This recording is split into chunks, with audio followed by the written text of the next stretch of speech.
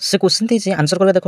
तो A B and C are employed to do a piece of work for 575 टंकार यानी कि गोटे कम को टोटाली 575 टका करा तीन जन मिसी करेंगे ए बी आउ सी करेंगे ठीक अच्छे से कहला A and C are suppose to finish the work यानी कि देख यदि फ्रैक्शन देज के 19/23 देख तो 23 हूँ total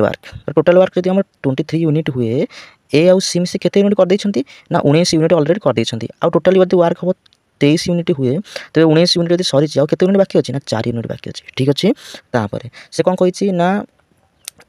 finish the work the together the amount shall be paid to be तो ठीक है देख जी जी कम कर से पैसा दिया यानी कि जो 575 जो देती टाटा टोटाल केते यूनिट काम ना 23 यूनिट काम ठीक अच्छे तो से कहला बी को केते पेड कर जब ए सी मिसिकी आम 19 यूनिट काम कर जो रिमेनिंग यूनिट बड़ी पड़ी यानी कि 4 यूनिट बड़ी पड़ी किए कर बी कर जेहेतु से 3 जन मिसिक करेंगे तो देख आर 4 यूनिट मान पचार तो कौन करवा ना 23 दूने के मल्टीप्लाई कले 46 यानी 6 4 7 11 23 पंजा 115 यानी कि